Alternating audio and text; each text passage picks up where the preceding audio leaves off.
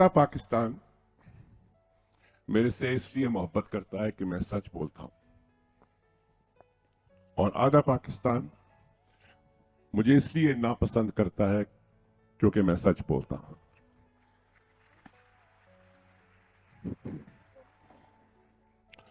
तो अब बताएं ना जरा कि कुछ पाने के लिए कुछ, बस जज्बाती रहना खोने को है क्या, खोना पड़ता है। आना जेब में नहीं है, नारे सुनो। कुछ पाने के लिए कुछ करना पड़ता है अल्लाह के बंदो। तो आज के बाद करने वाले बनो, खोने वाले मत बनो। 70s में मैं पाकिस्तान टेलीविजन के सीरियल्स में हीरो आया करता था। हाँ, मुझे लो, इजी लो मुझे। तो मैं एक सीरियल कर रहा था बानो कुर्सिया का, जिस सिलसिले में हमें उनके घर जाके रात को रिहर्सल करनी पड़ती थी। तो मेरी हमेशा ख्वाहिश होती थी कि अशफाक साहब मिल जाए, और अशफाक साहब हमें जब देखते थे हम आ रहे हैं तो वो अपने कमरे में चले जाते थे। तो एक दिन खाने के टेबल पे बैठे थे तो मुझे मिल गए, तो मैंने कहा अशफाक साहब अस्सलाम वालेकुम। कहते हैं वालेकुम सलाम हीरो, क्या हाल है। वो मुझे कहते हीरो थे। मैंने कहा अशफाक साहब कोई जिंदगी ठीक करने की टिप तो दे दें। तो मुझे कहने लगे छोड़, मौत ठीक करने की टिप ले ले। मैंने कहा चले वो ही दे दें। तो कहने लगे किसी एक की जिंदगी ठीक कर दे।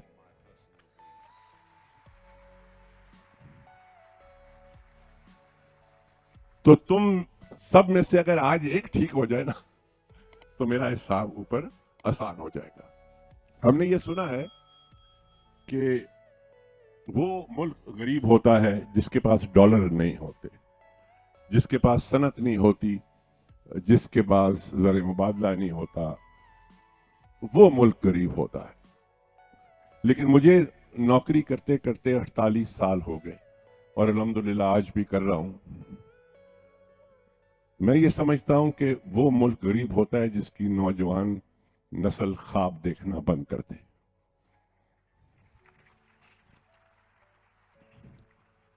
और जब तक आप ये ख्वाब देखते रहोगे, ये मुल्क गरीब नहीं हो सकता। तेल गैस तो कहीं से मिल ही जाएगा, कोई बेलचा मारेगा जमीन में तेल निकल आएगा, लेकिन ख्वाब देखना बंद नहीं करना।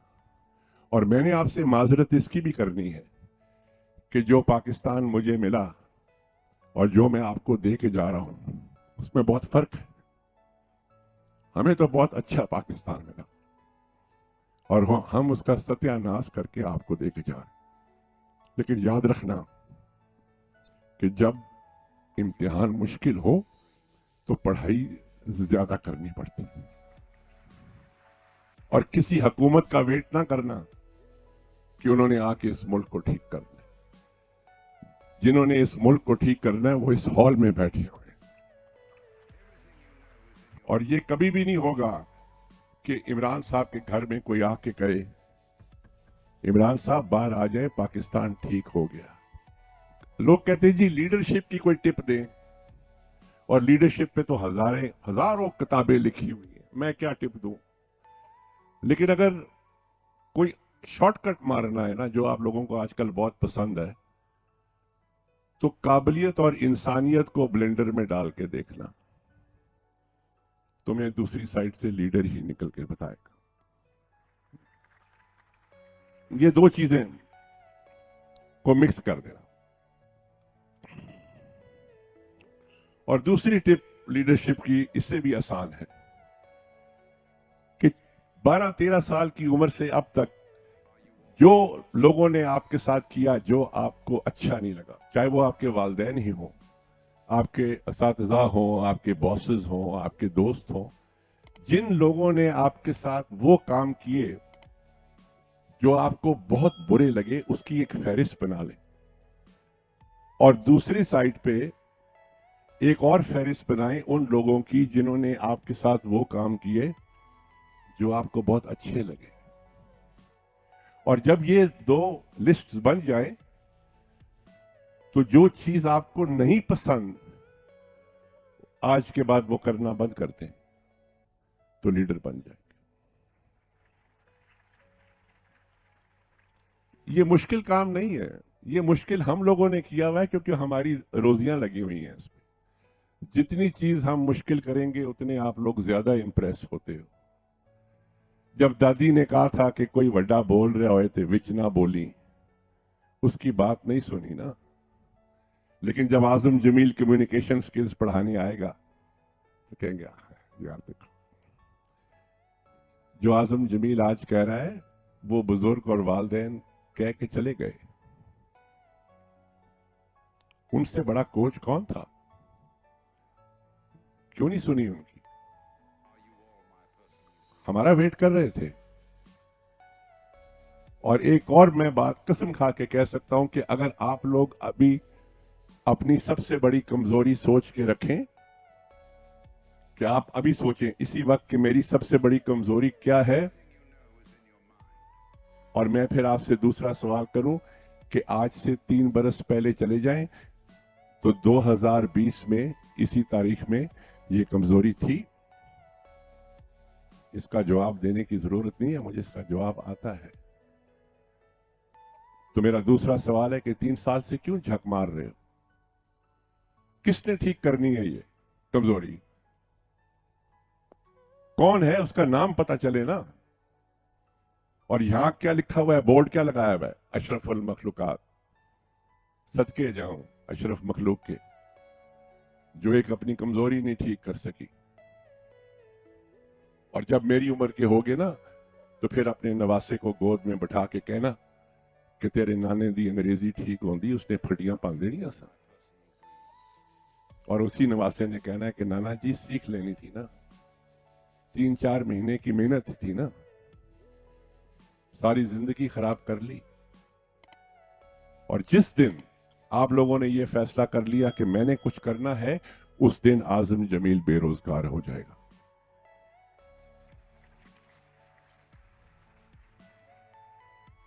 और आजम जमील से ज्यादा खुश कोई नहीं होगा।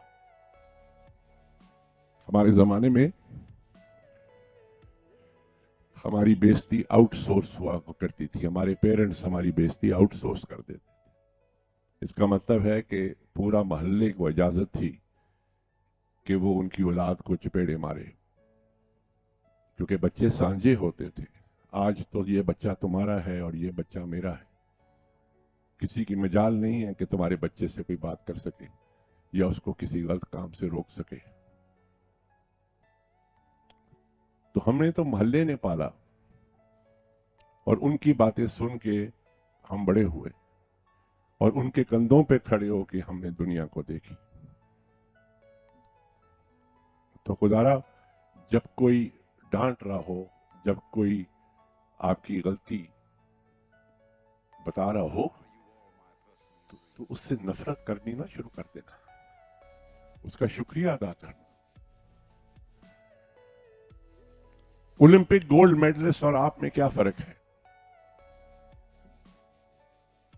हर ओलंपिक गोल्ड मेडलिस्ट का कोच होता है और वो दुनिया का बेस्ट है।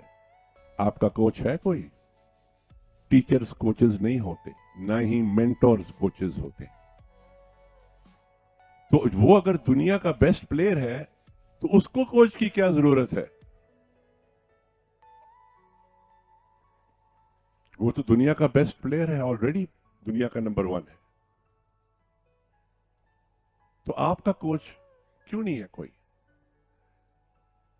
क्योंकि आप तनकीद से एलर्जिक हो गए हो। और कोचेस का काम है तनकीद करना। कोचेस का सबसे पहले काम होता है कि ये काम तू गलत कर रहा है।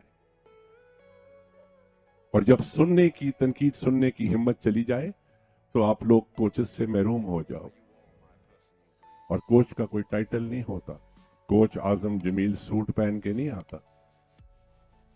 अगर कोई सड़क पे जाता हुआ बंदा भी आपको बता दे और आपकी बेहतरी में शामिल हो जाए, वो कोच है, उससे एलर्जिक ना होना, ये बहुत बड़ी बदनसीबी है।